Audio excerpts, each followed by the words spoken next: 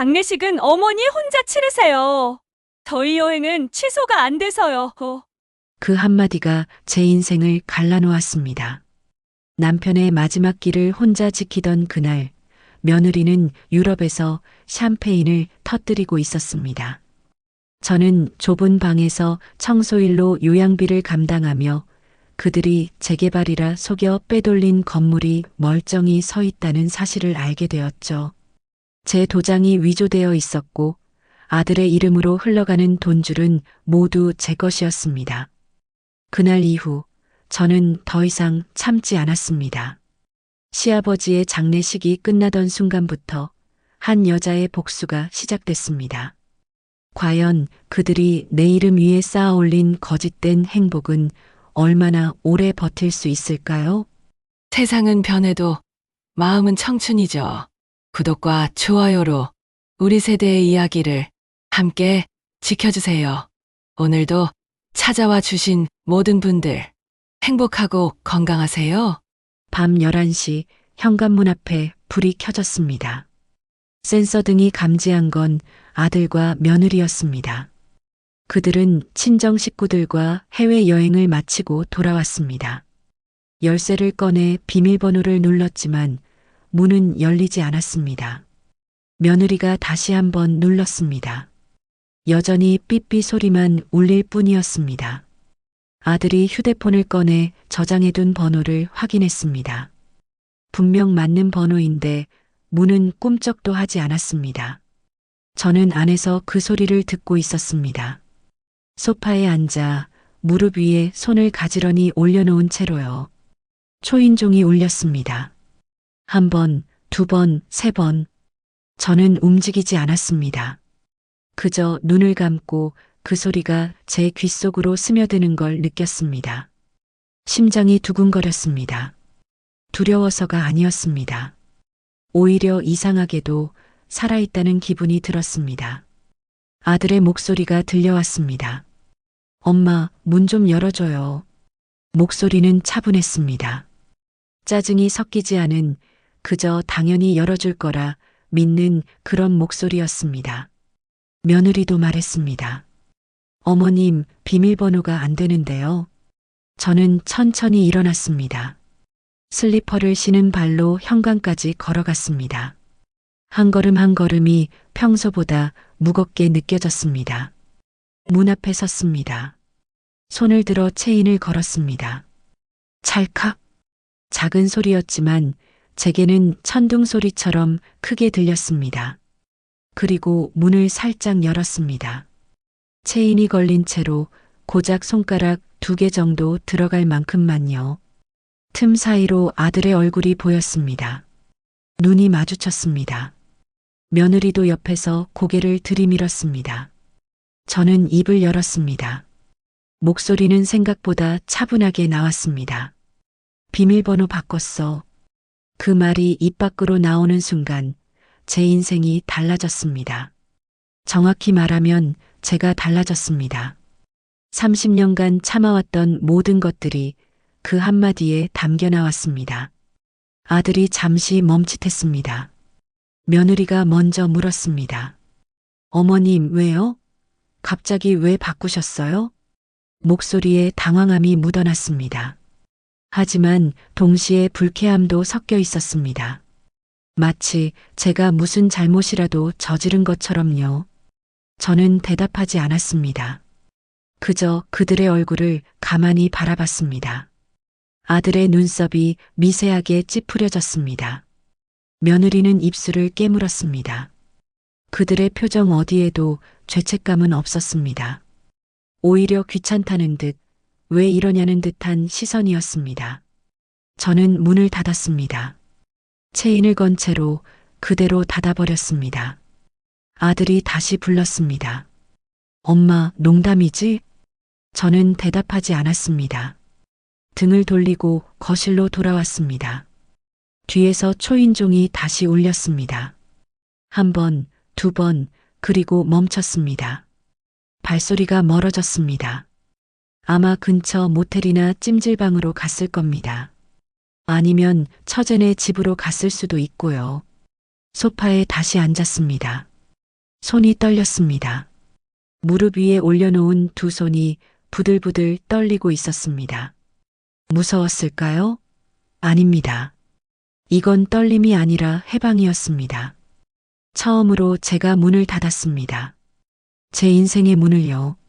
누군가가 열어주길 기다리지 않고 누군가가 들어오길 허락하기만 하지 않고 제가 직접 닫은 겁니다.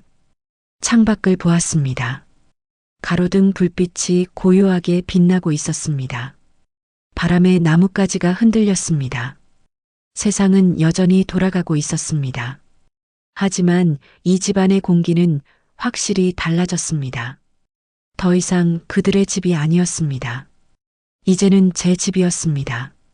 남편이 남긴 이 집, 제 이름이 함께 올라가 있는 이 공간은 이제부터 제가 지키는 곳이었습니다.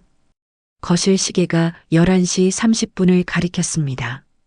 저는 천천히 주방으로 걸어갔습니다. 냉장고를 열고 물을 한 잔 따랐습니다. 찬물이 목을 타고 내려갔습니다. 시원했습니다. 그리고 이상하게도 눈물이 났습니다. 슬퍼서가 아니었습니다. 후회해서도 아니었습니다. 그저 너무 오래 참았구나 싶었습니다. 이렇게 간단한 일을 왜 이제야 했을까 싶었습니다. 남편의 사진이 거실벽에 걸려 있었습니다. 환하게 웃고 있는 모습이었습니다. 저는 그 사진을 바라보며 속으로 말했습니다. 여보, 미안해요. 이제야 용기를 냈어요. 남편은 생전에 말했습니다. 당신이 힘들면 언제든 말하라고요. 하지만 저는 말하지 못했습니다. 며느리와의 갈등, 아들의 무관심, 그 모든 것들을 혼자 삼켰습니다. 남편이 힘들어할까봐, 가족이 깨질까봐, 나쁜 시어머니로 보일까봐 두려워서요. 그렇게 삼켰던 것들이 이제는 목까지 차올랐습니다. 더 이상 참을 수가 없었습니다. 휴대폰을 켰습니다. 아들에게서 문자가 와 있었습니다. 엄마, 왜 그러세요? 내일 얘기해요. 짧은 문장이었습니다. 물음표도 없었습니다. 그저 통보하듯 내일 얘기하자는 말이었습니다. 저는 답장하지 않았습니다. 화면을 끄고 휴대폰을 내려놓았습니다. 그날 밤 저는 오랜만에 깊이 잠들었습니다. 악몽도 꾸지 않았습니다. 누가 문을 두드리는 소리에 놀라 깨지도 않았습니다. 그저 고요하게 제 숨소리만 들으며 잠들었습니다. 아침이 밝았을 때 창문으로 들어오는 햇살이 평소와 달랐습니다. 더 따뜻하게 느껴졌습니다. 마치 세상이 저를 응원하는 것 같았습니다. 일어나 세수를 하고 거울을 봤습니다. 주름진 얼굴, 희끗희끗한 머리카락, 그리고 처진 눈가. 하지만 그 안에서 뭔가 다른 게 보였습니다. 눈빛이었습니다. 예전처럼 흐릿하지 않았습니다. 또렷했습니다. 살아있었습니다. 주방으로 가서 아침 준비를 했습니다. 예전처럼 4명분을 준비하지 않았습니다. 딱 1명분만 차렸습니다. 밥 한 공기, 김치, 계란말이, 그리고 된장국. 소박했지만 충분했습니다. 혼자 먹는 밥이 이렇게 편할 줄 몰랐습니다. 누가 뭐라고 할까봐 눈치 보지 않아도 됐습니다. 반찬이 짜다거나 밥이 질다거나 하는 말을 듣지 않아도 됐습니다. 그저 제 입맛대로, 제 속도대로 먹었습니다. 식사를 마치고 설거지를 했습니다. 그릇을 닦으며 문득 생각했습니다. 이제 시작이라고요. 문을 닫은 건 첫걸음일 뿐이라고요. 앞으로 더 많은 걸 해야 한다고요. 제 권리를 찾아야 한다고요. 남편이 남긴 것들, 제 이름이 함께 있는 것들을 지켜내야 한다고요. 그날 이후 공기가 정말로 달라졌습니다. 집안의 공기뿐만이 아니었습니다. 제 안의 공기도 달랐습니다. 더 이상 누군가의 그늘 아래 숨지 않았습니다. 처음으로 제 인생의 문을 제가 닫았고, 이제는 제가 열 차례였습니다. 남편의 마지막 날이었습니다. 부고장을 돌리고 장례식장을 예약하고 음식 준비를 시작했습니다. 며느리에게도 당연히 알렸습니다. 전화로 조심스럽게 말했습니다. 아버님이 돌아가셨어. 장례식장은 잡았다. 바로 내려올 거지? 며느리의 목소리는 잠시 망설이다가 나왔습니다. 어머님, 그게요. 저희 여행 예약이 취소 불가라서요. 순간 귀를 의심했습니다. 여행이라고요? 시아버지 장례식 날에요? 손에 들고 있던 전화기를 바닥에 떨어졌습니다. 쿵 소리가 울렸습니다. 핸드폰 속에선 며느리의 말이 계속해서 흘러나왔습니다. 석 달 전에 예약한 건데 취소하면 위약금이 너무 많이 나와요. 이해해 주시죠? 이해요? 무엇을 이해하라는 건지 알 수가 없었습니다. 아들도 전화를 받았습니다. 엄마, 미안해. 우리 다녀와서 따로 성묘 갔다 올게요. 그렇게 전화가 끊겼습니다. 저는 한참을 그 자리에 서 있었습니다. 손이 떨렸습니다. 분노 때문인지 허탈함 때문인지 알 수 없었습니다. 남편의 영정 사진을 바라봤습니다. 환하게 웃고 있는 남편의 얼굴이 흐릿하게 보였습니다. 눈물 때문이었습니다. 장례식 당일 조문객들이 하나둘 모였습니다. 친척들, 남편의 친구들, 동네 이웃들 모두가 물었습니다. 아드님은요? 며느님은 어디 계세요? 저는 같은 대답을 20번도 넘게 해야 했습니다. 급한 일이 생겨서요. 거짓말이었습니다. 여행이 급한 일일 리 없었으니까요. 하지만 진실을 말할 수는 없었습니다. 시아버지 장례식 날 여행 간 며느리라니 그런 말을 입 밖에 낼 수가 없었습니다. 사람들의 눈빛이 느껴졌습니다. 동정 어린 그러면서도 조금은 수군거리는 그런 시선들이었습니다. 장례를 치르고 집으로 돌아왔습니다. 텅 빈 집이었습니다. 남편도 없고 아들도 없고 며느리는 애초에 없었습니다. 저 혼자만 남은 집이었습니다. 냉장고를 열었습니다. 장례식 준비하느라 며칠 전에 만들어둔 된장찌개가 그대로 있었습니다. 이미 식어도 한참 식은 차가운 찌개였습니다. 찌개를 냄비째 꺼내 식탁 위에 놓았습니다. 밥을 담았습니다. 김치를 꺼냈습니다. 그리고 혼자 앉았습니다. 4명이 앉던 식탁에 딱 한 자리만 차지하고 앉았습니다. 숟가락을 들었지만 입으로 가져갈 수가 없었습니다. 목이 메었습니다. 찌개를 한 숟가락 떠서 입에 넣었습니다. 차가웠습니다. 맛이 없었습니다. 아니, 맛을 느낄 수가 없었습니다. 그때 휴대폰이 울렸습니다. 며느리에게서 온 메시지 알림이었습니다. SNS에 새 게시물이 올라왔다는 알림이었습니다. 손이 저절로 움직였습니다. 화면을 켰습니다. 며느리의 계정이 떴습니다. 사진이 보였습니다. 바다였습니다. 파란 하늘, 하얀 모래사장, 그리고 환하게 웃고 있는 며느리와 아들의 모습. 며느리는 선글라스를 쓰고 V를 그리고 있었습니다. 아들도 웃고 있었습니다. 행복해 보였습니다. 너무나 행복해 보였습니다. 해시태그가 달려 있었습니다. 힐링 여행, 오랜만에 휴식, 행복한 시간. 힐링이요? 휴식이요?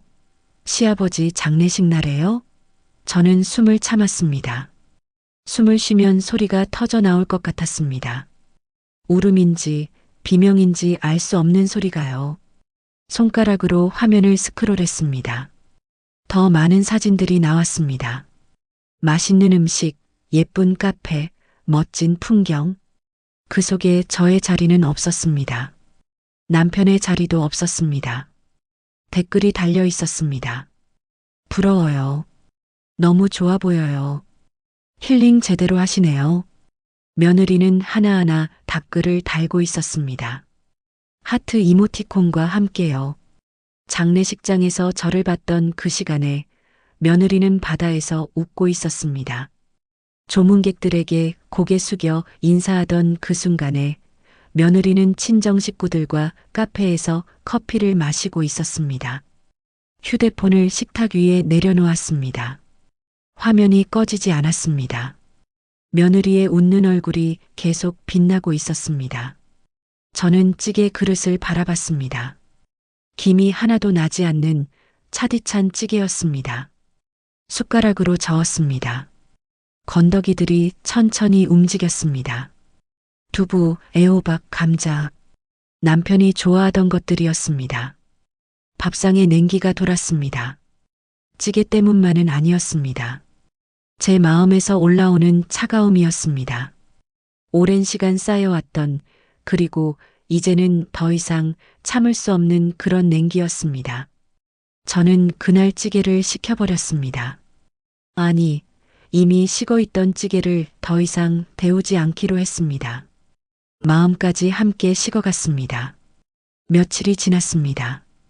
아들과 며느리가 여행에서 돌아왔습니다. 집에 들렀습니다. 현관문을 열고 들어서는 며느리의 얼굴은 까맣게 그을려 있었습니다. 아들도 피부가 타 있었습니다. 며느리가 말했습니다. 어머님 다녀왔습니다. 날씨가 너무 좋았어요. 목소리는 밝았습니다. 미안함이라곤 찾아볼 수 없었습니다. 오히려 신이 나 있었습니다. 아들도 거들었습니다. 엄마, 장례식은 잘 치렀어? 힘들었지? 힘들었냐고요? 그게 지금 할 말인가요? 저는 대답하지 않았습니다. 그저 고개만 끄덕였습니다. 며느리가 가방에서 뭔가를 꺼냈습니다. 제법 무게가 있어 보는 종이 가방이었어요. 어머님 선물이에요. 저는 그걸 받아들었습니다. 안에 무엇이 들어있는지 살펴보지도 않았어요. 그리고 하나도 무겁지 않았습니다. 오히려 너무 가벼웠습니다. 시아버지의 장례식보다 가벼운 선물이었습니다. 고마워. 그 말밖에 할 수 없었습니다. 아니, 그 말조차 하기 싫었지만 했습니다. 며느리는 만족스러운 표정으로 웃었습니다. 그리고 아들과 함께 방으로 들어갔습니다. 저는 이내 주방으로 향했습니다. 싱크대 앞에 서서 물을 틀었습니다. 찬물이 쏟아져 내렸습니다. 그 소리를 들으며 생각했습니다. 그날 이후 뭔가가 제 속에서 끓기 시작했습니다. 식었던 찌개가 다시 끓는 게 아니었습니다. 새로운 무언가가 끓고 있었습니다. 분노였을까요? 결심이었을까요? 아마 둘 다였을 겁니다. 더 이상 참지 않겠다는, 더 이상 당하지 않겠다는 그런 뜨거운 무언가가 천천히, 그러나 확실하게 끓어오르고 있었습니다. 며느리는 SNS를 자주 했습니다. 하루에도 몇 번씩 사진을 올렸습니다. 음식 사진, 카페 사진, 셀카. 저도 처음엔 관심이 없었습니다. 젊은 사람들이 다 그렇게 산다고 생각했으니까요. 하지만 장례식 날 해외여행 사진을 본 이후로 저는 며느리의 계정을 자주 들여다보게 됐습니다. 마치 상처를 계속 건드리는 것처럼요.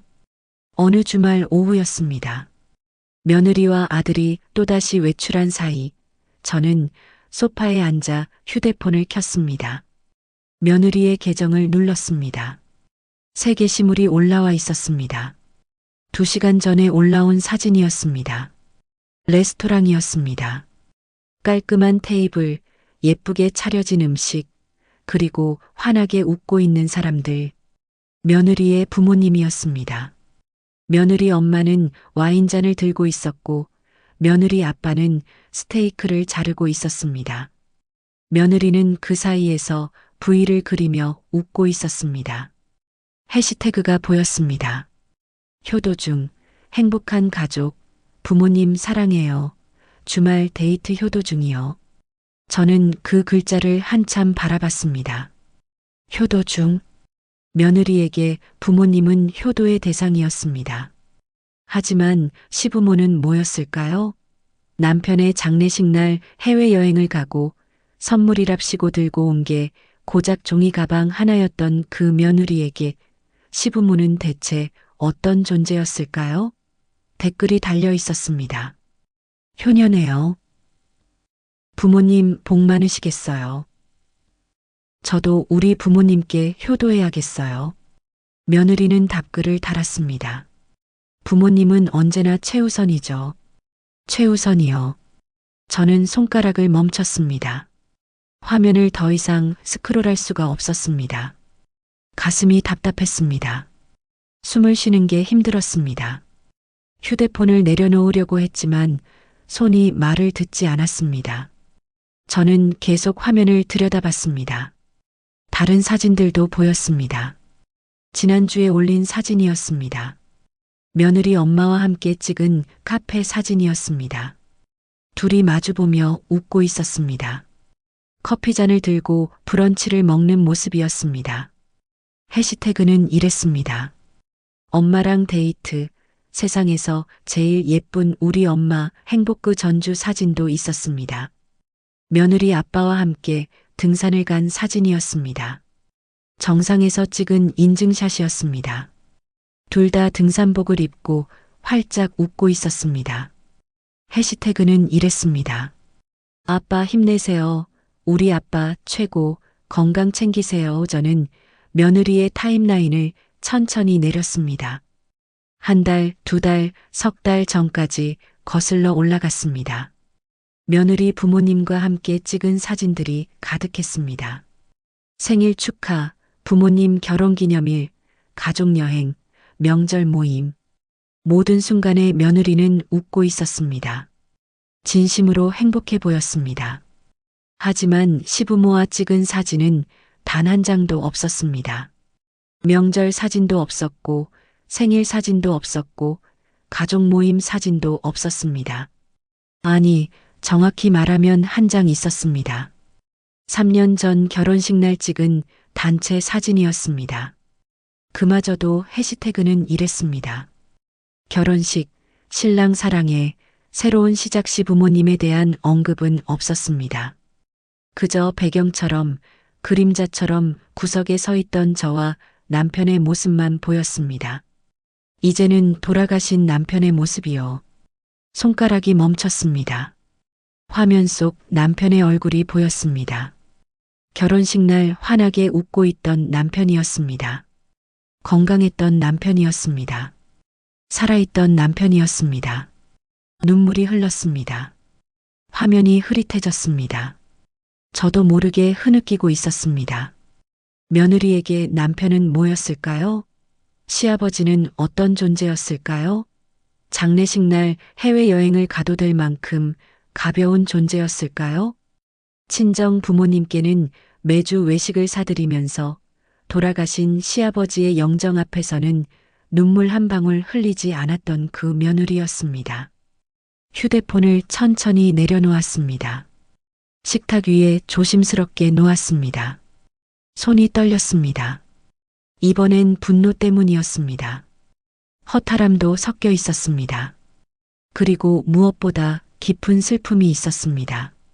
제가 이렇게 보잘것없는 존재였나 싶은 슬픔이었습니다. 창밖을 봤습니다. 겨울 해가 기울고 있었습니다. 차가운 바람이 나뭇가지를 흔들었습니다. 낙엽이 떨어졌습니다. 저도 그 낙엽처럼 아무도 주목하지 않는 존재가 된 것 같았습니다. 아들에게도 며느리에게도 이제는 그저 지나가버린 계절 같은 존재였습니다. 부엌으로 갔습니다. 냉장고를 열었습니다. 며칠 전 장을 봐서 사둔 재료들이 보였습니다. 고기, 생선, 채소, 정성스레 골라서 담아둔 것들이었습니다. 저는 그것들을 바라봤습니다. 도마 위에는 아무것도 올리지 않았습니다. 칼도 들지 않았습니다. 누굴 위해 이 일을 하는 걸까요? 남편을 위해서일까요? 남편은 이미 이 세상 사람이 아닙니다. 아들을 위해서일까요? 아들은 관심도 없습니다. 며느리를 위해서일까요? 며느리는 지금 친정 부모님과 레스토랑에서 웃고 있습니다. 냉장고 문을 닫았습니다.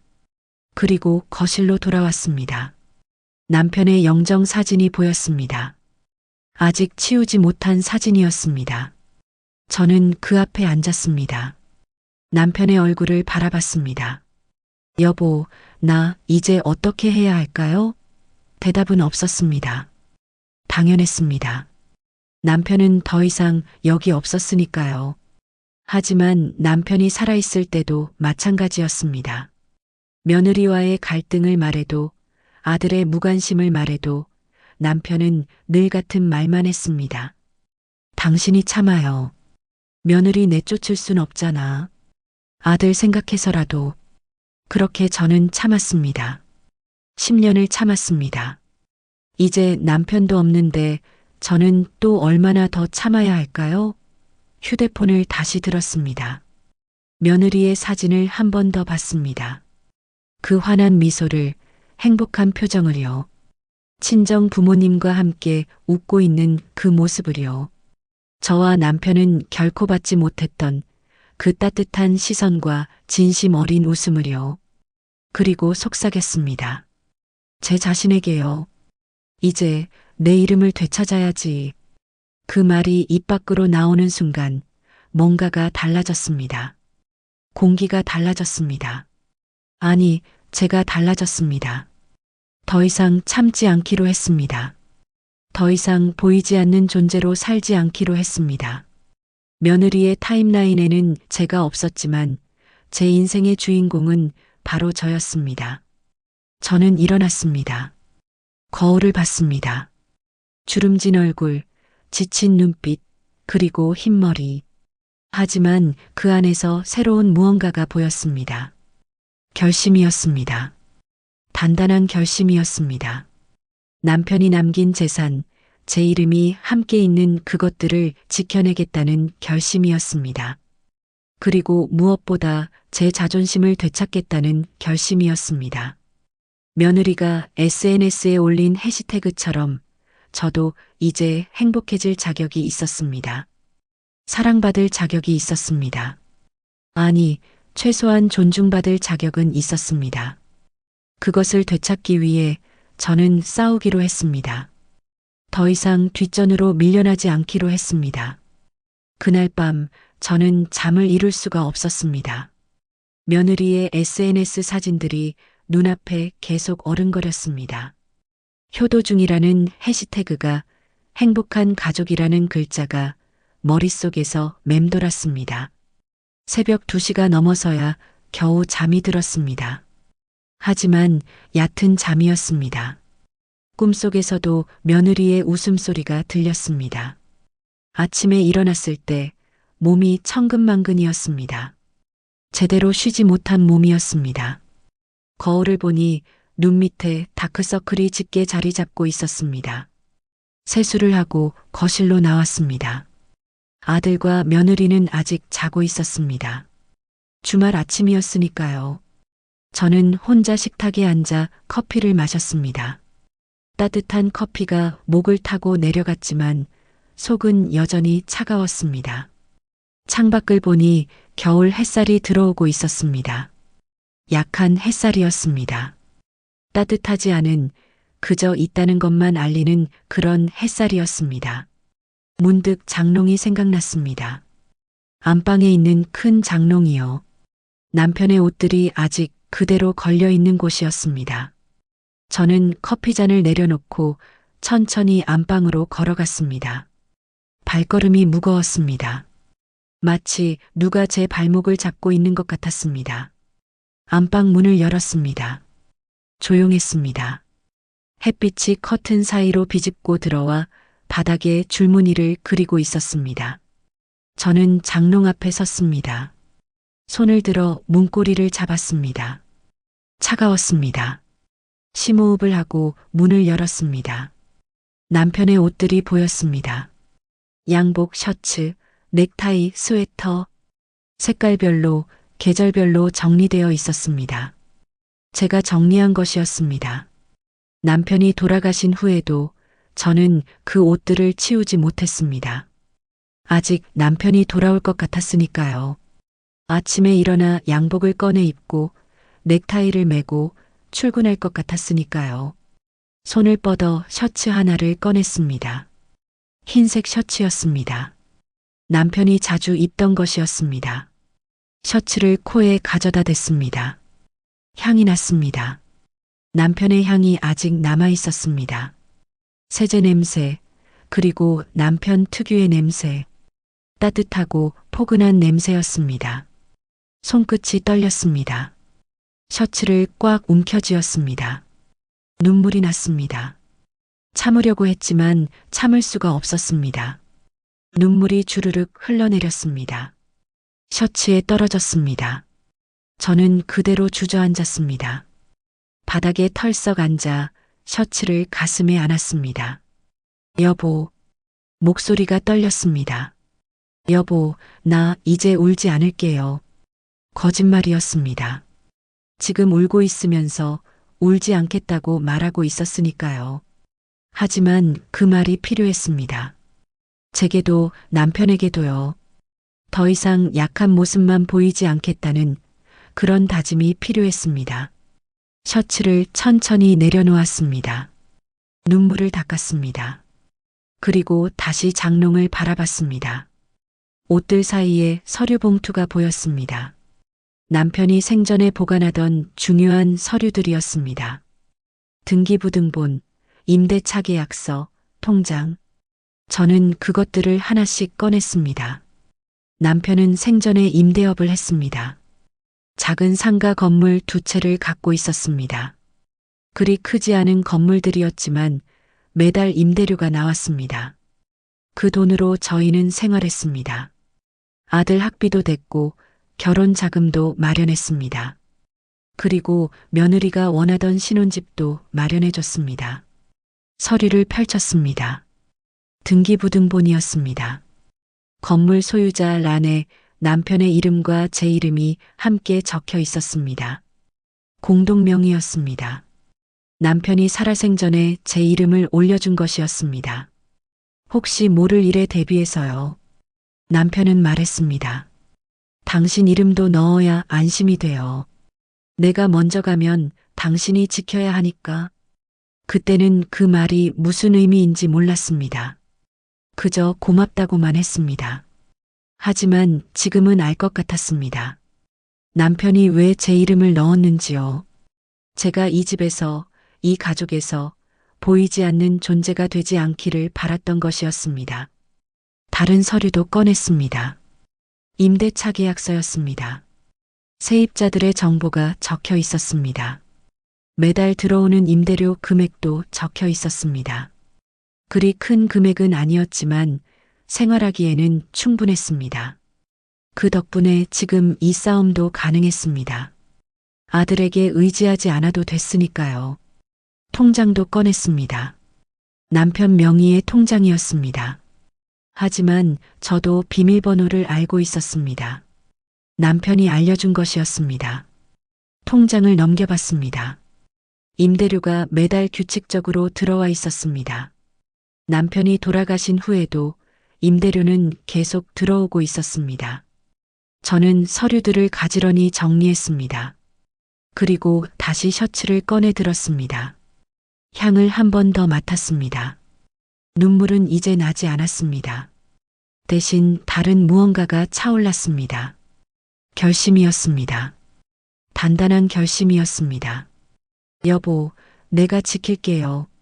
당신이 남긴 것들, 우리 이름이 함께 있는 것들, 내가 꼭 지켜낼게요. 목소리는 이번엔 떨리지 않았습니다. 또렷했습니다. 확신에 차 있었습니다. 저는 셔츠를 다시 장롱에 걸었습니다. 조심스럽게, 정성스럽게 걸었습니다. 그리고 서류들은 따로 챙겨서 제 서랍에 넣었습니다. 이제 이것들은 제가 관리해야 했습니다. 장롱 문을 닫았습니다. 남편의 옷들이 다시 보이지 않게 됐습니다. 하지만 제 마음속에는 남편이 여전히 있었습니다. 그리고 남편의 목소리가 들리는 것 같았습니다. 잘할 수 있어요. 당신은 강한 사람이니까. 남편이 생전에 자주 하던 말이었습니다. 저는 그때마다 고개를 저었습니다. 저는 강하지 않다고, 약한 사람이라고 말했습니다. 하지만 지금은 달랐습니다. 이제는 강해져야 했습니다. 아니, 원래부터 강했던 걸지도 몰랐습니다. 그저 보여줄 기회가 없었을 뿐이었습니다. 안방을 나와 거실로 돌아왔습니다. 아직도 조용했습니다. 아들과 며느리는 여전히 자고 있었습니다. 저는 다시 식탁에 앉았습니다. 커피는 이미 식어 있었습니다. 하지만 마셨습니다. 차가운 커피를 한 모금 마셨습니다. 쓰디쓴 맛이었습니다. 하지만 정신이 맑아지는 것 같았습니다. 창밖을 봤습니다. 햇살이 조금 더 강해진 것 같았습니다. 구름이 걷히고 있었습니다. 하늘이 보였습니다. 파란 하늘이었습니다. 겨울 하늘치고는 따뜻해 보이는 색깔이었습니다. 마치 세상이 저를 응원하는 것 같았습니다. 저는 조용히 그러나 단단히 마음을 다잡았습니다. 앞으로 해야 할 일들이 많았습니다. 서류를 확인하고 변호사를 만나고 제 권리를 찾아야 했습니다. 쉽지 않을 거라는 걸 알고 있었습니다. 하지만 할 수 있었습니다. 남편이 남긴 것들이 있었으니까요. 그리고 무엇보다 제 안에 숨어 있던 힘이 깨어나고 있었으니까요. 며칠이 지났습니다. 저는 남편이 남긴 서류들을 꼼꼼히 살펴보기 시작했습니다. 등기부등본, 임대차 계약서, 통장 거래 내역. 하나하나 확인하며 메모를 했습니다.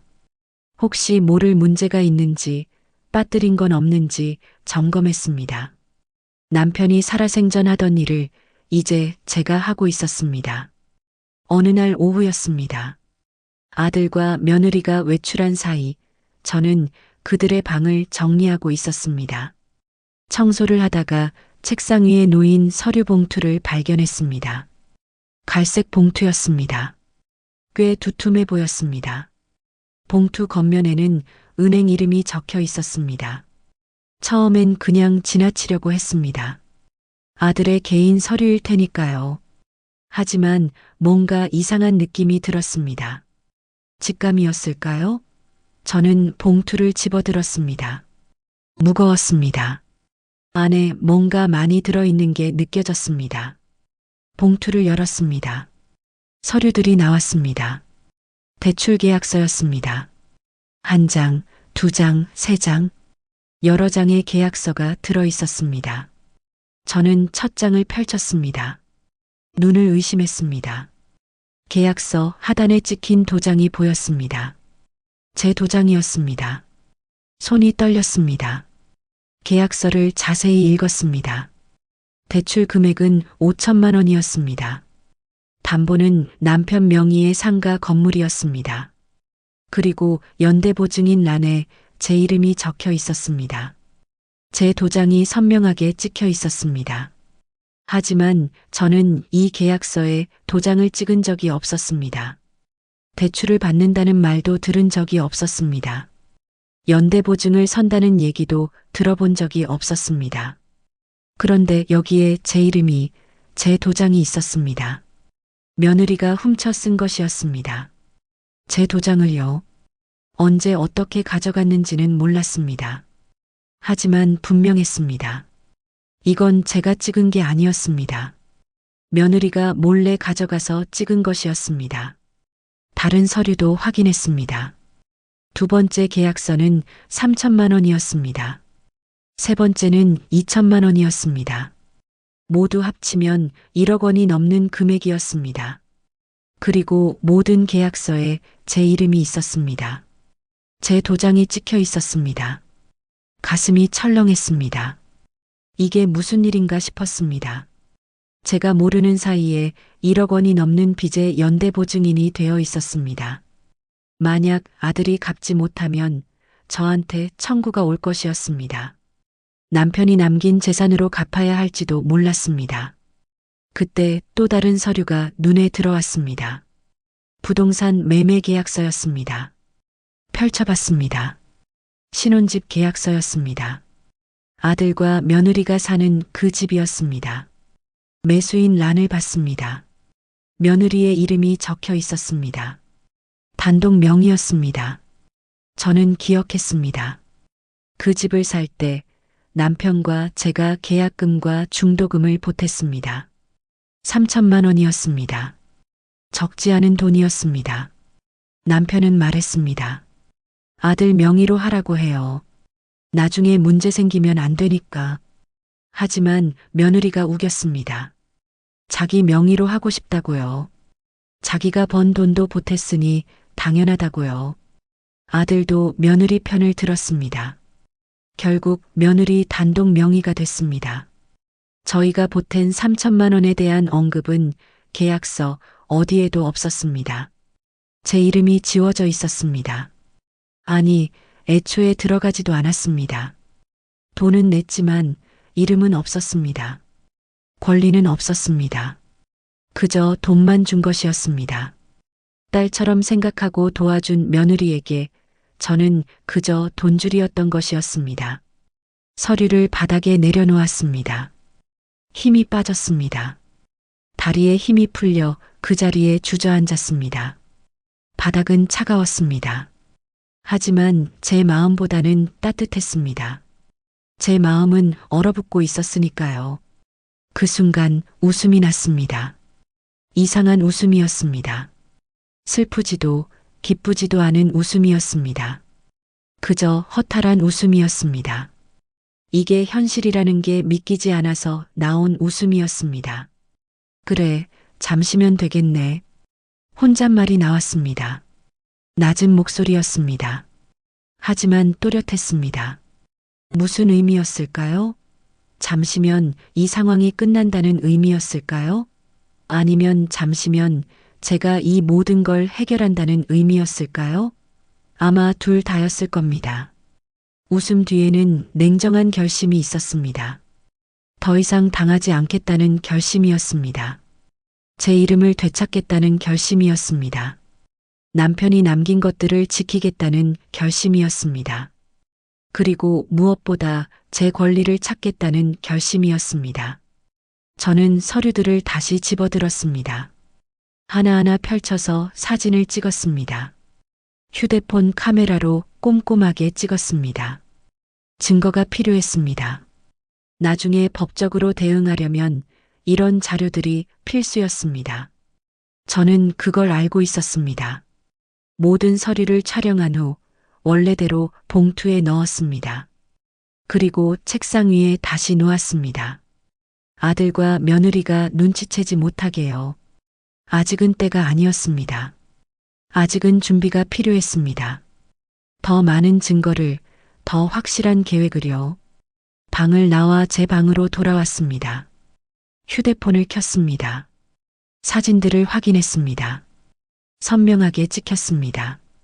계약서의 내용, 도장, 서명, 날짜, 모든 게 또렷하게 보였습니다.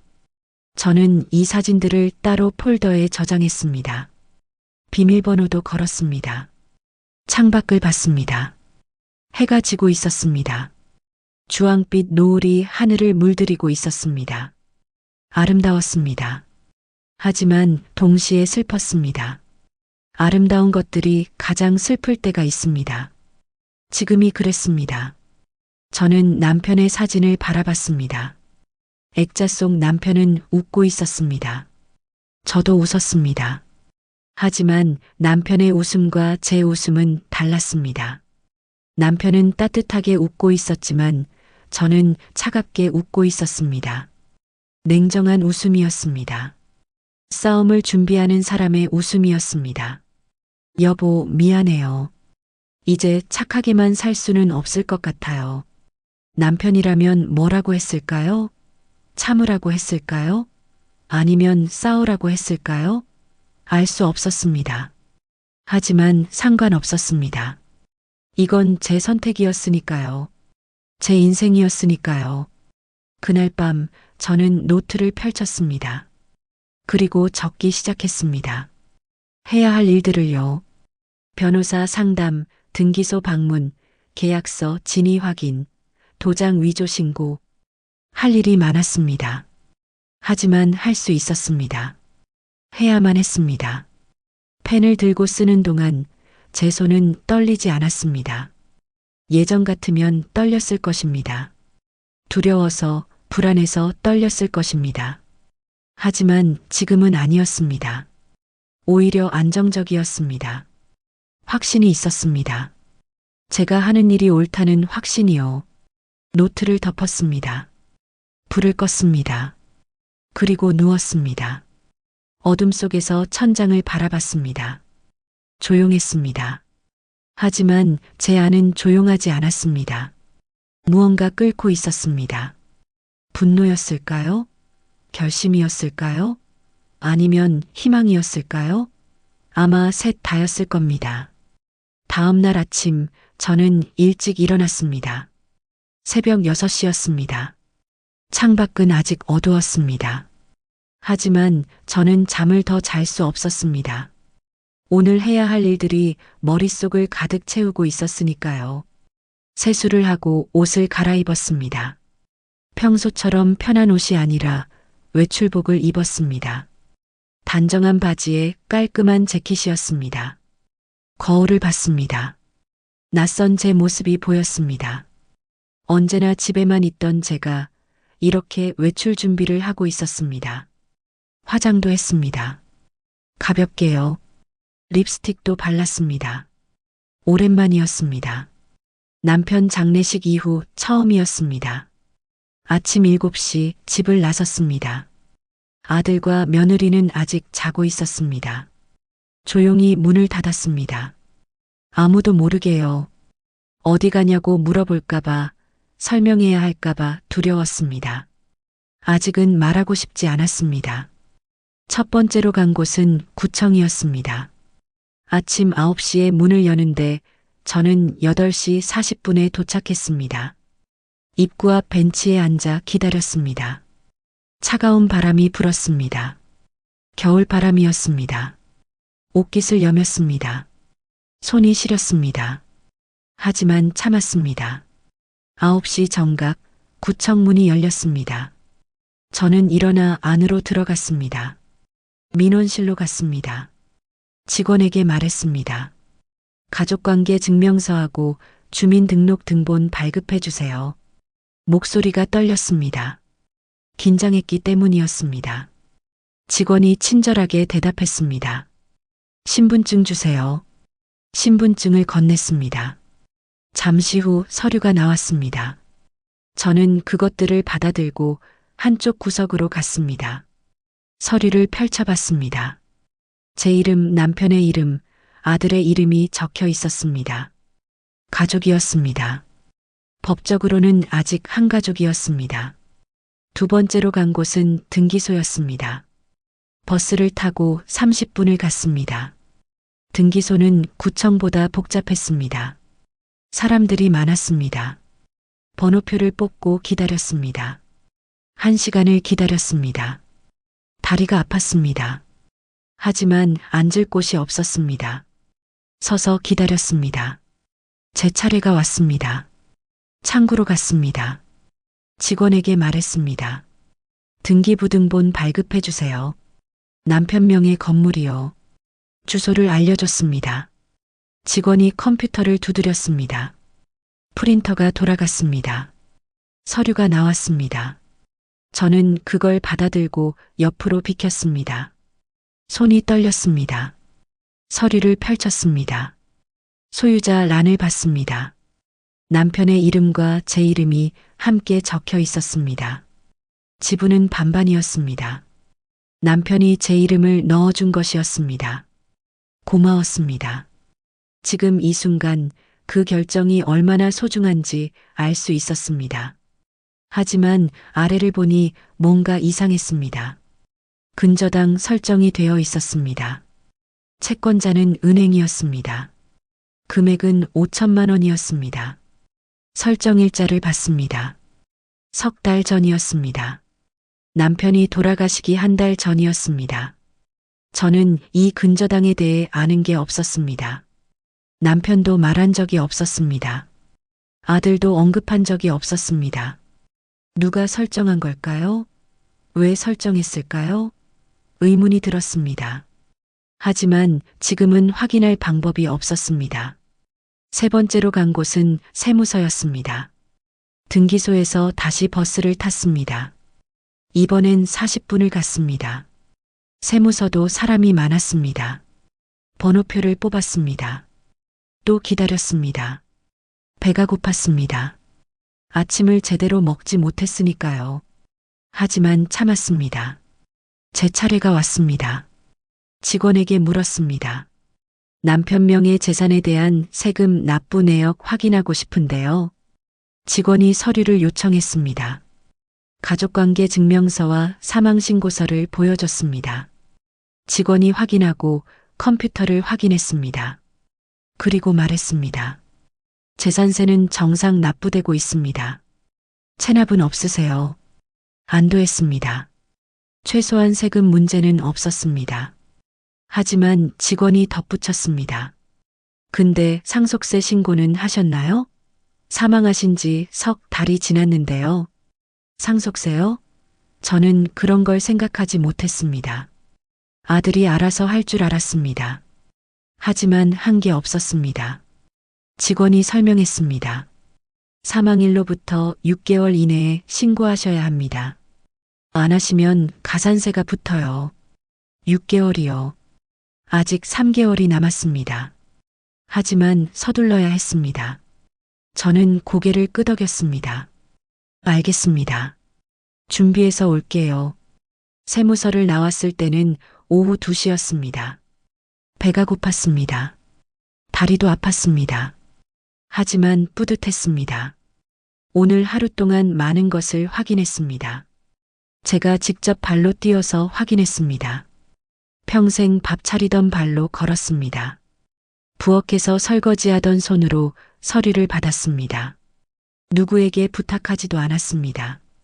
아들에게 묻지도 않았습니다. 제 힘으로, 제 발로, 제 손으로 했습니다. 근처 김밥 천국에 들어갔습니다. 김밥 한 줄을 시켰습니다. 혼자 앉아 먹었습니다. 맛있었습니다. 평범한 김밥이었지만 오늘따라 유독 맛있게 느껴졌습니다. 제가 번 돈으로 사 먹는 김밥이었으니까요. 남편이 남긴 임대료에서 나온 돈이었으니까요. 김밥을 다 먹고 물을 마셨습니다. 휴대폰을 꺼내 오늘 받은 서류들을 다시 사진으로 찍었습니다. 백업이 필요했습니다. 혹시 잃어버릴 수도 있으니까요. 사진을 찍고 나서 문득 생각했습니다. 남편의 이름으로 된 재산은 며느리 것이 아니었습니다. 아들 것도 아니었습니다. 제 것이었습니다. 정확히는 제 것의 절반이었습니다. 남편과 공동 명의였으니까요. 그리고 남편이 돌아가신 지금 상속권은 저와 아들에게 있었습니다. 남편의 이름으로 된 재산은 당신 것이 아니야. 그 말을 속으로 되뇌었습니다. 며느리에게 하고 싶은 말이었습니다. 언젠가는 직접 말할 날이 올 것이었습니다. 하지만 아직은 아니었습니다. 아직은 준비가 더 필요했습니다. 김밥 천국을 나와 집으로 돌아왔습니다. 오후 4시였습니다. 집에 들어서니 며느리가 거실에 있었습니다. 저를 보더니 물었습니다. 어머님, 어디 다녀오셨어요? 목소리는 평소와 같았습니다. 관심 없는 목소리였습니다. 그저 형식적으로 묻는 것이었습니다. 저는 대답했습니다. 응, 볼일 좀 봤어. 더 이상 설명하지 않았습니다. 며느리도 더 묻지 않았습니다. 저는 제 방으로 들어갔습니다. 문을 닫았습니다. 그리고 오늘 받은 서류들을 책상 서랍에 넣었습니다. 자물쇠를 채웠습니다. 창밖을 봤습니다. 해가 기울고 있었습니다. 부엌 창문을 스치는 햇살이 보였습니다. 따뜻해 보였습니다. 오늘 아침의 햇살과는 달랐습니다. 아침 햇살은 차갑고 날카로웠습니다. 하지만 지금 햇살은 부드럽고 따뜻했습니다. 마치 세상이 바뀐 것 같았습니다. 아니, 제가 바뀐 것이었습니다. 오늘 하루 동안 저는 달라졌습니다. 더 이상 집에만 있는 사람이 아니었습니다. 밖으로 나가 제 권리를 찾는 사람이었습니다. 싸우는 사람이었습니다. 그날 저녁 저는 노트를 꺼냈습니다. 오늘 확인한 것들을 정리했습니다. 해야 할 일들도 추가로 적었습니다. 변호사 상담, 상속세 신고, 근저당 확인. 할 일이 더 늘었습니다. 하지만 두렵지 않았습니다. 오히려 확신이 생겼습니다. 제가 하는 일이 옳다는 확신이요. 일주일이 지났습니다. 그 일주일 동안 저는 변호사를 만났습니다. 법률사무소는 처음 가보는 곳이었습니다. 높은 건물 10층에 있었습니다. 엘리베이터를 타고 올라가는 동안 가슴이 두근거렸습니다. 긴장했습니다. 하지만 뒤로 물러서지 않았습니다. 변호사는 50대 여성이었습니다. 친절했습니다. 제 이야기를 끝까지 들어줬습니다. 서류들을 보여줬습니다. 대출계약서 사진, 등기부등본, 가족관계 증명서. 변호사는 하나하나 꼼꼼히 살펴봤습니다. 그리고 말했습니다. 도장 위조는 명백한 범죄예요. 형사고소도 가능합니다. 형사고소요. 며느리를 고소한다는 말이었습니다. 가슴이 답답했습니다. 하지만 변호사는 계속 설명했습니다. 근저당 설정도 확인해 봐야 해요. 공동명의인데 한쪽 동의 없이 설정했다면 문제가 될 수 있어요. 저는 고개를 끄덕였습니다. 변호사가 물었습니다. 어떻게 하시겠어요? 법적으로 대응하시겠습니까? 잠시 망설였습니다. 법적 대응이요. 며느리를 고소하고 아들과 싸우고 가족이 완전히 깨지는 일이었습니다. 하지만 이미 가족은 깨져 있었습니다. 저만 모르는 척하고 있었을 뿐이었습니다. 네, 하겠습니다. 목소리는 떨리지 않았습니다. 확신이 있었습니다. 변호사가 미소 지었습니다. 잘 생각하셨어요. 제가 도와드릴게요. 그날 이후 저는 변호사와 함께 증거를 정리했습니다. 필요한 서류들을 추가로 발급받았습니다. 은행에도 갔습니다. 대출 내역을 확인했습니다. 모든 게 명백했습니다. 제 동의 없이 진행된 일들이었습니다. 그러던 어느 날 저녁이었습니다. 2024년 12월 20일 목요일이었습니다. 저는 거실에 앉아 있었습니다. 아들과 며느리도 집에 있었습니다. 평소처럼 조용한 저녁이었습니다. 그때 초인종이 울렸습니다. 며느리가 일어나 문을 열었습니다. 택배기사였습니다. 등기우편이었습니다. 며느리는 서명하고 받았습니다. 봉투를 뜯었습니다. 그리고 얼굴이 하얗게 변했습니다. 이게 뭐예요? 목소리가 떨렸습니다. 며느리가 저를 쳐다봤습니다. 눈빛이 흔들렸습니다. 저는 조용히 대답했습니다. 내용 증명이야. 읽어봐. 며느리는 서류를 읽었습니다. 손이 떨렸습니다. 아들도 옆에서 함께 봤습니다. 두 사람의 얼굴이 점점 굳어졌습니다. 내용 증명에는 이렇게 적혀 있었습니다. 도장 위조 및 무단 대출에 대한 법적 책임을 물을 것이며 근저당 설정의 부당함을 주장하니 7일 이내에 답변하시기 바랍니다. 며느리가 소리쳤습니다. 어머님, 이게 무슨 짓이에요? 목소리가 높아졌습니다. 화가 나 있었습니다. 하지만 저는 침착했습니다. 오히려 며느리보다 더 차분했습니다. 무슨 짓이냐고? 내 도장을 훔쳐 쓴 건 누구야? 며느리가 입을 다물었습니다. 대답하지 못했습니다. 아들이 나섰습니다. 엄마, 그건 오해예요. 우리가 설명할게요. 오해요? 이제 와서 오해라고 말하는 아들이었습니다. 저는 웃었습니다. 차가운 웃음이었습니다. 오해가 아니야. 증거가 다 있어. 내가 찍지 않은 도장, 내가 동의하지 않은 대출. 이게 오해니? 아들은 아무 말도 하지 못했습니다. 며느리가 다시 말했습니다. 죄송해요, 어머님. 그때 급한 일이 있어서요. 어머님께 말씀드리려고 했는데. 급한 일이요? 저는 고개를 저었습니다. 급한 일이면 말을 했어야지. 도장을 훔쳤으면 돼. 그게 며느리가 할 짓이야? 며느리의 눈에서 눈물이 났습니다. 하지만 저는 흔들리지 않았습니다. 예전 같았으면 눈물에 넘어갔을 겁니다. 불쌍하다고 생각했을 겁니다. 하지만 지금은 아니었습니다. 저도 많이 울었습니다. 며느리의 눈물보다 더 많이요. 이틀 후였습니다. 며느리가 다시 찾아왔습니다. 이번엔 혼자였습니다. 제 방문을 두드렸습니다. 저는 문을 열어줬습니다. 며느리는 들어와 무릎을 꿇었습니다. 바닥에 앉아 절을 했습니다. 어머님, 제발 용서해 주세요. 제가 잘못했어요. 울고 있었습니다. 진심으로 우는 것처럼 보였습니다. 하지만 저는 알고 있었습니다. 이게 진심인지 아니면 그저 두려워서 우는 건지요. 며느리는 계속 말했습니다. 그 집은 제 명의예요, 어머님. 빼앗지 마세요. 제발이요. 그 집이요. 신혼집 말이었습니다. 며느리 단독 명의로 된 그 집이요. 저와 남편이 3천만 원을 보탰던 그 집이요. 저는 말없이 책상 서랍을 열었습니다. 서류를 꺼냈습니다. 며느리에게 내밀었습니다. 그건 위조야. 며느리가 서류를 받아들었습니다. 펼쳐봤습니다. 눈이 커졌습니다. 그건 부동산 매매 계약서의 원본이었습니다. 그리고 그 옆에 저희가 송금한 3천만 원의 입금 내역이 있었습니다. 며느리 계좌로 들어간 돈이었습니다. 이게 증거야. 우리가 보탠 돈.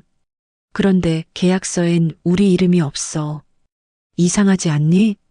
며느리의 손끝이 떨렸습니다. 서류를 쥔 손이 부들부들 떨렸습니다. 입술도 떨렸습니다. 뭔가 말하려고 했지만 소리가 나오지 않았습니다. 저는 계속 말했습니다. 법적으로 보면 너는 우리한테 3천만 원을 빌린 거야. 빌린 돈은 갚아야지. 안 그래? 며느리가 고개를 들었습니다. 눈물 범벅인 얼굴이었습니다. 하지만 그 눈빛 속에서 저는 뭔가 다른 걸 봤습니다. 두려움이었습니다. 처음으로 며느리가 저를 두려워하고 있었습니다. 그 떨림 속에서 저는 오래된 통쾌함을 느꼈습니다. 10년 동안 참았던 것들이, 무시당했던 순간들이 이제야 보상받는 기분이었습니다. 달콤하진 않았습니다. 오히려 씁쓸했습니다. 하지만 필요한 일이었습니다. 며느리는 일어나지 못했습니다. 바닥에 주저앉아 계속 울었습니다. 저는 그 모습을 내려다봤습니다. 예전 같았으면 도와 일으켜 세웠을 겁니다. 괜찮다고 말했을 겁니다. 하지만 지금은 아니었습니다. 저는 조용히 말했습니다. 일어나. 그리고 나가줘. 변호사를 통해서 얘기하자. 며느리는 비틀거리며 일어났습니다. 문을 열고 나갔습니다. 뒤돌아보지 않았습니다. 문이 닫혔습니다. 저는 그제야 의자에 앉았습니다. 다리에 힘이 풀렸습니다. 온몸이 떨렸습니다. 하지만 이번엔 두려움 때문이 아니었습니다. 해냈다는 안도감 때문이었습니다. 드디어 제 목소리를 냈습니다. 드디어 제 권리를 주장했습니다. 10년을 참았지만 이제는 더 이상 참지 않았습니다. 창밖을 봤습니다. 밤이었습니다. 별이 보였습니다. 맑은 하늘이었습니다. 별들이 반짝이고 있었습니다. 마치 저를 응원하는 것 같았습니다. 남편도 저 하늘 어딘가에서 보고 있을까요? 그렇다면 뭐라고 할까요? 잘했어요. 그렇게 말해줄 것 같았습니다. 저는 미소 지었습니다. 오랜만에 진심으로 웃었습니다. 2025년 1월 15일 수요일이었습니다. 법정에 서는 날이었습니다. 아침부터 긴장됐습니다. 밤새 잠을 제대로 이루지 못했습니다. 새벽 5시에 일어나 씻었습니다.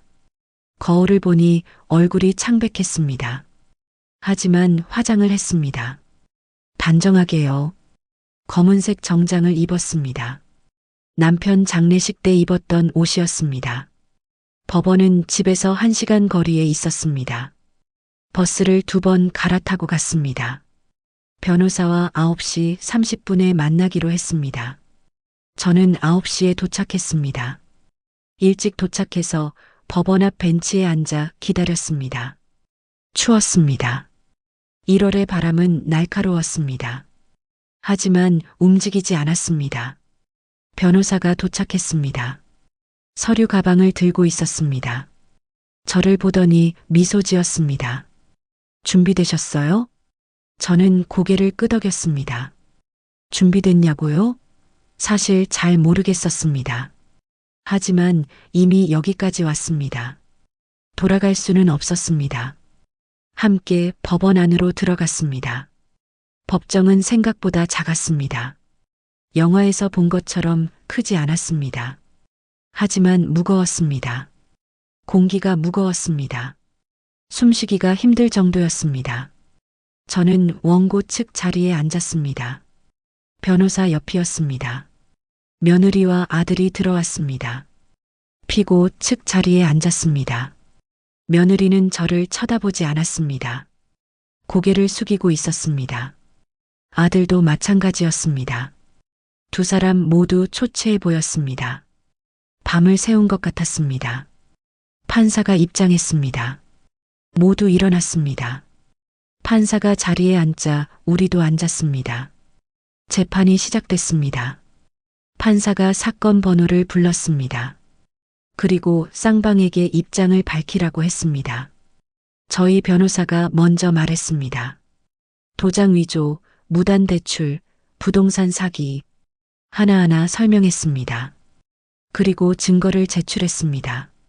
대출 계약서, 제도장, 필적 감정 결과, 모든 게 준비되어 있었습니다. 피고 측 변호사도 말했습니다. 하지만 변명뿐이었습니다. 급한 사정이 있었다고요.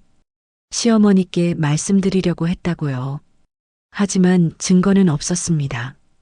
그저 말뿐이었습니다. 판사가 며느리에게 물었습니다. 도장을 임의로 사용한 게 맞습니까? 며느리는 대답하지 못했습니다. 한참을 망설이다가 고개를 끄덕였습니다. 작은 움직임이었습니다. 하지만 저는 봤습니다. 인정한 것이었습니다. 판사가 다시 물었습니다. 원고에게 동의를 구했습니까? 며느리가 고개를 저었습니다. 목소리가 나왔습니다. 떨리는 목소리였습니다. 아니요. 짧은 대답이었습니다. 하지만 그걸로 충분했습니다. 인정한 것이었습니다. 제 동의 없이 도장을 사용했다고 인정한 것이었습니다. 저희 변호사가 마지막 서류를 꺼냈습니다. 위조 계약서였습니다. 그리고 도장 감정 결과였습니다. 계좌 내역도 있었습니다. 대출금이 어디로 갔는지 추적한 자료였습니다. 모든 게 드러났습니다. 며느리가 돈을 어떻게 썼는지, 어디에 투자했는지 모든 게 명백했습니다. 며느리의 얼굴이 하얗게 질렸습니다. 입술에서 피가 빠졌습니다. 손을 떨었습니다. 옆에 앉은 아들이 며느리의 손을 잡았습니다. 하지만 며느리는 그 손을 뿌리쳤습니다. 그리고 고개를 숙였습니다. 아무 말도 하지 않았습니다. 저는 그 모습을 바라봤습니다. 감정이 복잡했습니다. 불쌍하다는 생각도 들었습니다. 하지만 동시에 화도 났습니다. 30년을 참았습니다. 10년을 무시당했습니다. 그 시간들이 떠올랐습니다. 저는 눈을 감았습니다. 깊게 숨을 들이마셨습니다. 그리고 내쉬었습니다. 30년의 침묵이 터져 나오는 것 같았습니다. 참았던 것들이, 삼켰던 것들이 이제야 밖으로 나오는 것 같았습니다. 판사가 말했습니다. 피고는 원고의 도장을 무단으로 사용해 대출을 받았고 이는 명백한 사문서 위조에 해당합니다. 또한 원고에게 경제적 손해를 입혔습니다. 판사의 목소리는 차분했습니다. 하지만 무거웠습니다. 그 무게가 법정 안을 짓눌렀습니다. 며느리는 고개를 더 숙였습니다. 어깨가 떨렸습니다. 울고 있는 것 같았습니다. 판사가 계속 말했습니다. 따라서 피고는 원고에게 대출금 전액과 이자, 그리고 위자료를 배상해야 합니다. 망치를 내리쳤습니다. 톡소리가 났습니다. 작은 소리였습니다. 하지만 제 심장 깊숙이 박혔습니다. 그 소리가 울렸습니다. 귓속에서, 가슴속에서, 온몸에서 울렸습니다. 그 순간 웃음이 났습니다. 참았던 웃음이었습니다.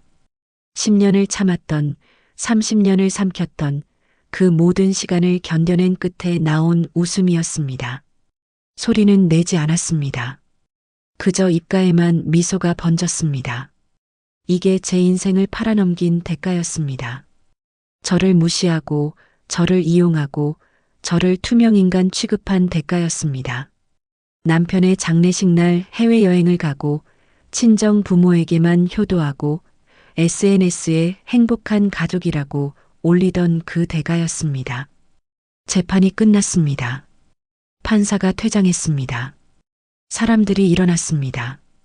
며느리는 자리에서 일어나지 못했습니다. 그대로 주저앉아 있었습니다. 아들이 부축했습니다. 하지만 며느리는 힘이 없었습니다. 저는 자리에서 일어났습니다. 변호사가 말했습니다. 잘하셨어요. 승소했습니다. 승소요. 이겼다는 말이었습니다. 하지만 기쁘지 않았습니다. 시원하지도 않았습니다. 그저 텅 빈 기분이었습니다. 뭔가 큰 것을 잃은 기분이었습니다. 가족이었을까요? 아니면 순수했던 시절이었을까요? 법정을 나왔습니다. 복도는 조용했습니다. 사람들이 오갔습니다. 하지만 저는 그들이 보이지 않았습니다. 그저 앞만 보고 걸었습니다. 변호사가 옆에서 말했습니다. 이제 집행 절차만 남았어요. 제가 도와드릴게요. 고개를 끄덕였습니다. 더 이상 할 말이 없었습니다. 엘리베이터를 탔습니다. 내려갔습니다. 1층에 도착했습니다. 문이 열렸습니다. 밖으로 나왔습니다. 햇살이 쏟아졌습니다. 따뜻했습니다. 1월의 햇살치고는 따뜻했습니다. 하늘을 올려다봤습니다. 파란 하늘이었습니다. 구름 한 점 없는 맑은 하늘이었습니다. 그 순간 눈물이 났습니다. 웃으면서 우는 것이었습니다. 이상한 감정이었습니다. 기쁘면서도 슬펐습니다. 시원하면서도 허전했습니다. 이겼지만 잃었습니다. 되찾았지만 놓쳤습니다. 하지만 후회는 없었습니다. 이건 제가 선택한 길이었습니다. 제가 걸어온 길이었습니다. 이제 다시 돌아갈 수는 없었습니다. 앞으로만 가야 했습니다. 저는 눈물을 닦았습니다. 그리고 걸었습니다. 법원을 나와 버스 정류장으로 걸었습니다. 한 걸음 한 걸음이 무겁지 않았습니다. 오히려 가벼웠습니다. 짐을 내려놓은 기분이었습니다. 재판이 끝나고 일주일이 지났습니다. 그 일주일 동안 집은 조용했습니다. 너무 조용했습니다. 아들과 며느리는 저를 피했습니다. 같은 집에 살면서도 마주치지 않으려고 했습니다. 아침에 일어나는 시간을 다르게 했습니다. 식사도 따로 했습니다. 거실에서 마주치면 그들은 방으로 들어가 버렸습니다. 저는 그게 편했습니다. 어색한 대화를 나누지 않아도 됐으니까요. 거짓 미소를 지을 필요도 없었으니까요. 그저 각자의 공간에서 각자의 시간을 살았습니다. 한 집에 살지만 이미 가족은 아니었습니다. 어느 날 저녁이었습니다. 2025년 1월 22일 수요일이었습니다. 저는 거실에서 뉴스를 보고 있었습니다. 그때 며느리가 방에서 나왔습니다. 혼자였습니다. 아들은 아직 퇴근하지 않았습니다. 며느리는 제 앞에 섰습니다. 얼굴이 수척했습니다. 눈 밑에 다크서클이 짙었습니다. 제대로 먹지 못한 것 같았습니다. 며느리가 입을 열었습니다. 어머님, 목소리가 떨렸습니다. 울음이 섞여 있었습니다. 저는 리모컨으로 TV를 껐습니다. 그리고 며느리를 바라봤습니다. 대답은 하지 않았습니다. 그저 기다렸습니다. 며느리가 무슨 말을 할지요. 며느리가 무릎을 꿇었습니다. 바닥에 앉아 절을 했습니다. 이마가 바닥에 닿았습니다. 그리고 울기 시작했습니다. 소리내어 울었습니다. 어깨가 들썩였습니다. 온몸이 떨렸습니다. 어머님, 제발 한 번만 용서해 주세요. 그 울음은 제가 수없이 삼켜왔던 소리였습니다. 혼자 방에서, 부엌에서, 화장실에서 울었던 그런 소리였습니다. 하지만 지금은 달랐습니다. 저는 우는 사람이 아니었습니다. 며느리가 울고 있었습니다. 저는 웃었습니다. 입가가 떨렸습니다. 웃음인지 울음인지 알 수 없는 표정이었습니다. 며느리를 내려다봤습니다. 바닥에 엎드린 며느리를요. 10년 전 처음 만났을 때가 생각났습니다. 예쁘고 씩씩했던 며느리였습니다. 사랑스러웠습니다. 딸처럼 여겼습니다. 하지만 지금은 아니었습니다. 지금 바닥에 엎드린 사람은 제 도장을 훔쳐 쓴 사람이었습니다. 저를 투명인간 취급한 사람이었습니다. 시아버지 장례식 날 해외여행을 간 사람이었습니다. 용서? 제 목소리가 나왔습니다. 차갑게 들렸습니다. 제 목소리인데도 낯설었습니다. 그건 내가 내게 줬어야 했던 거야. 며느리가 고개를 들었습니다. 눈물 범벅인 얼굴이었습니다. 콧물도 흘렀습니다. 화장이 번졌습니다. 처참한 모습이었습니다. 하지만 저는 흔들리지 않았습니다. 10년이야. 10년을 참았어. 내가 나한테 한 짓들을 다 참았어. 며느리가 입을 열었습니다. 죄송해요, 어머님. 정말 죄송해요. 죄송하다고요? 지금 와서 죄송하다고 하면 다 되는 걸까요? 저는 고개를 저었습니다. 미안하다고 다 되는 게 아니야. 내가 내 인생을 뭐라고 생각했는데? 며느리는 대답하지 못했습니다. 그저 고개를 숙였습니다. 또 울었습니다. 하지만 저는 더 이상 안쓰럽지 않았습니다. 예전 같았으면 달랬을 겁니다. 일어나라고 했을 겁니다. 하지만 지금은 아니었습니다. 그때 현관문이 열렸습니다. 아들이 퇴근했습니다. 거실로 들어서다가 멈췄습니다. 며느리가 바닥에 엎드려 있는 모습을 봤습니다. 저는 아들을 쳐다봤습니다. 아들의 얼굴도 수척했습니다. 10년 전 결혼할 때의 그 밝은 모습은 없었습니다. 엄마, 그만해요. 아들이 말했습니다. 목소리에 힘이 없었습니다. 하지만 저를 막으려는 시도였습니다. 저는 웃었습니다. 그만하라고? 내가 뭘 그만해? 아들은 대답하지 못했습니다. 그저 며느리 옆에 섰습니다. 하지만 손을 내밀지는 못했습니다. 며느리를 일으켜 세우지도 못했습니다. 그 역시 죄책감이 있었을 겁니다. 너도 알고 있었지? 엄마 도장을 훔쳐 쓴 거. 아들이 고개를 숙였습니다. 인정한 것이었습니다. 알고 있었다는 것이었습니다. 가슴이 무너졌습니다. 며느리만의 잘못이 아니었습니다. 아들도 공범이었습니다. 제 아들이요.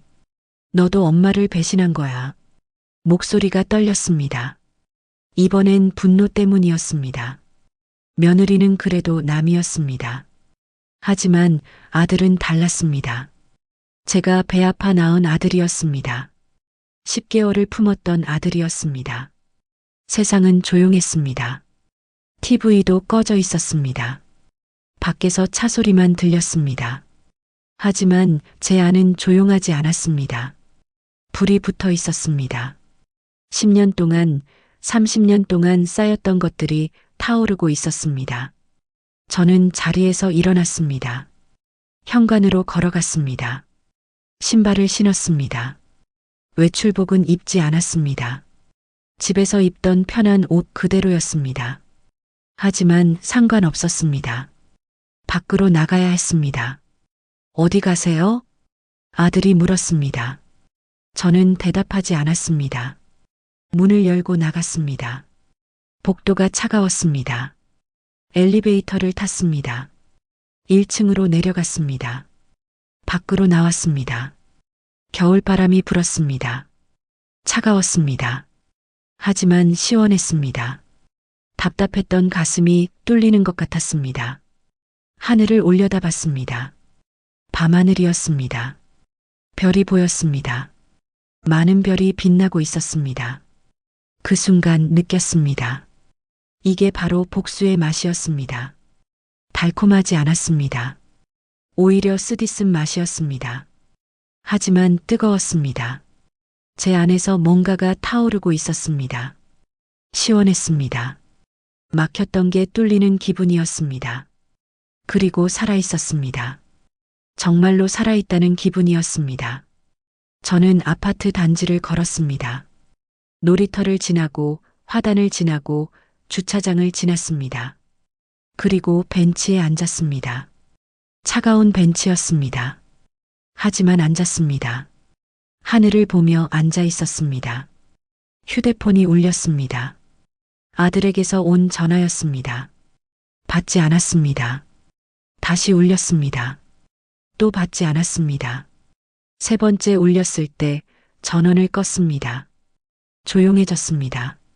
바람이 불었습니다. 나뭇가지가 흔들렸습니다. 낙엽이 떨어졌습니다.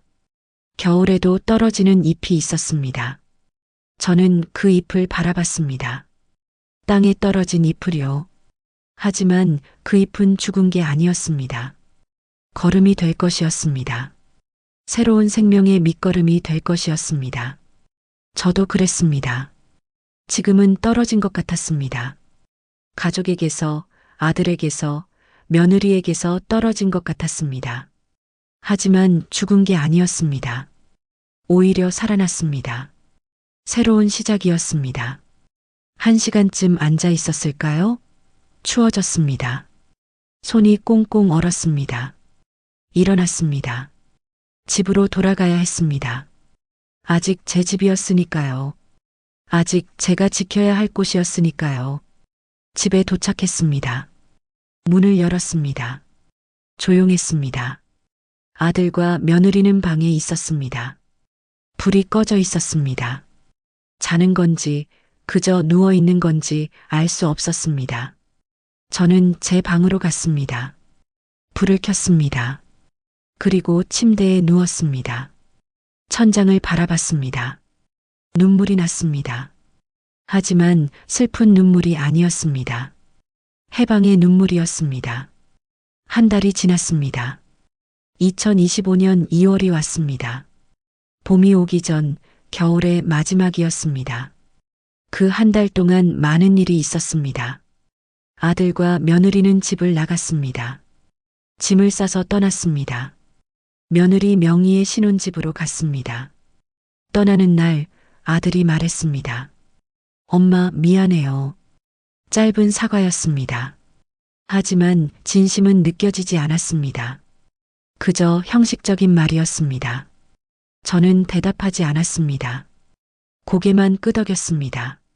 며느리는 고개도 들지 못했습니다. 그저 짐을 들고 나갔습니다. 문이 닫혔습니다. 집이 조용해졌습니다. 너무 조용했습니다. 하지만 불편하지 않았습니다. 오히려 편안했습니다. 이제 이 집은 온전히 제 것이었습니다. 눈치 볼 필요도 없었습니다. 밥상을 차릴 필요도 없었습니다. 그저 제가 원하는 대로 살 수 있었습니다. 며칠 후 배상금이 입금됐습니다. 1억 원이 넘는 금액이었습니다. 대출금과 이자 그리고 위자료였습니다. 통장을 확인했을 때 눈물이 났습니다. 하지만 기쁜 눈물은 아니었습니다. 복잡한 감정이었습니다. 이겼지만 동시에 많은 것을 잃었습니다. 그날 저녁 저는 주방으로 갔습니다. 냉장고를 열었습니다. 텅 비어 있었습니다. 장을 보지 않았으니까요. 혼자 사는데 뭘 많이 사둘 필요가 없었습니다. 냉장고 한쪽 구석에 반찬통이 하나 보였습니다. 김치통이었습니다. 꺼내서 뚜껑을 열었습니다. 김치가 들어 있었습니다. 오래된 김치였습니다. 조금 쉬어 보였습니다. 하지만 버리지 않았습니다. 냄비를 꺼냈습니다. 물을 붓고 끓였습니다. 김치찌개를 만들기로 했습니다. 김치를 썰었습니다. 돼지고기는 없었습니다.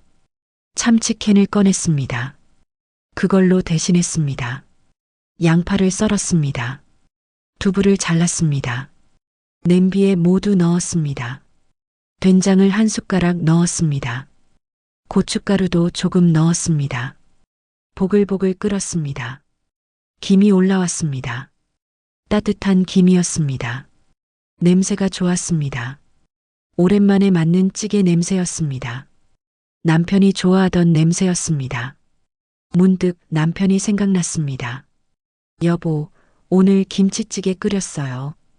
혼잣말이 나왔습니다. 남편에게 하는 말이었습니다. 대답은 없었습니다. 하지만 괜찮았습니다. 남편은 제 마음속에 있었으니까요. 찌개가 다 끓었습니다. 불을 끄고 뚜껑을 열었습니다. 김이 확 올라왔습니다. 뜨거운 김이었습니다. 숟가락으로 한 입 떠서 맛을 봤습니다. 맛있었습니다. 간이 딱 맞았습니다. 제 입맛에요. 밥을 퍼서 식탁에 차렸습니다. 찌개도 놓았습니다.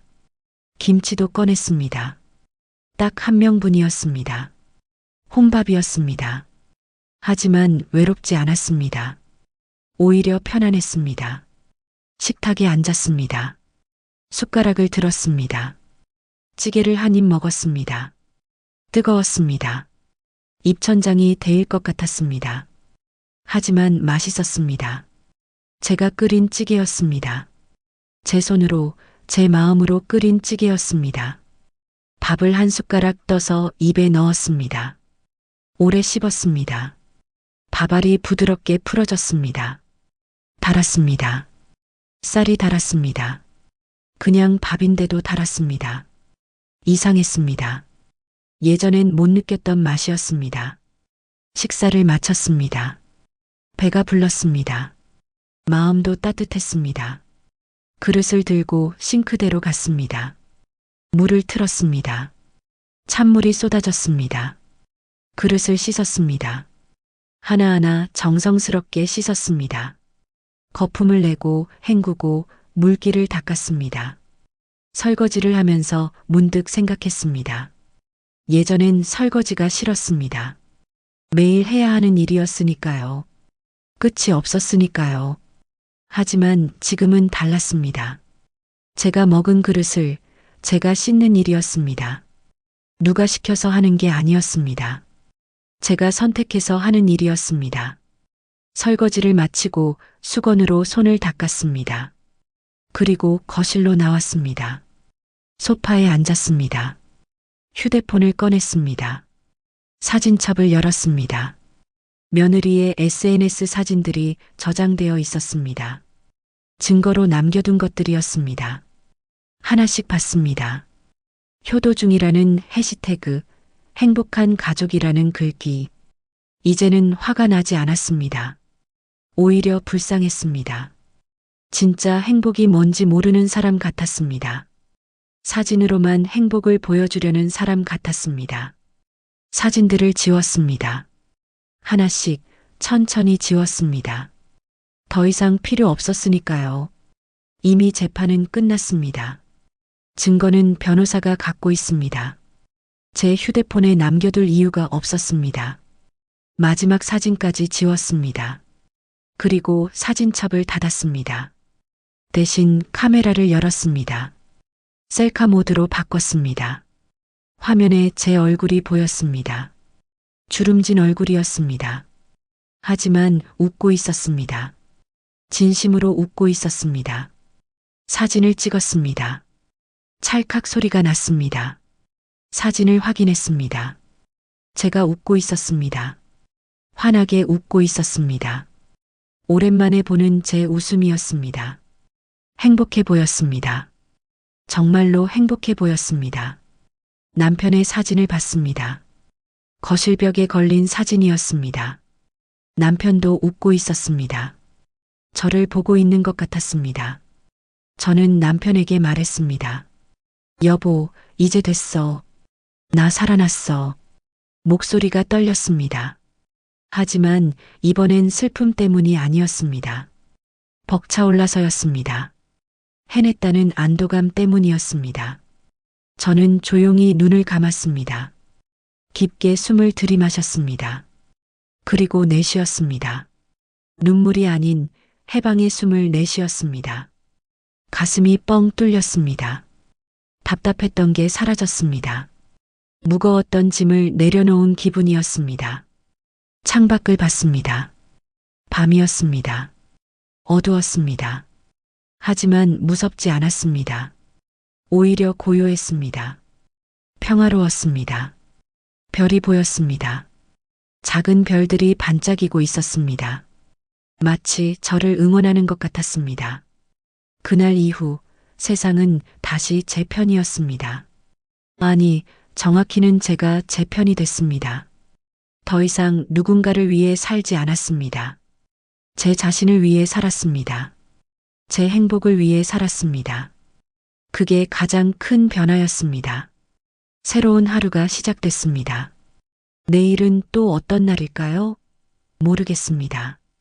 하지만 두렵지 않습니다. 오히려 기대됩니다. 이제 제가 만들어가는 날이니까요. 제가 선택하는 인생이니까요. 저는 미소 지었습니다. 그리고 잠자리에 들었습니다. 편안한 잠이었습니다.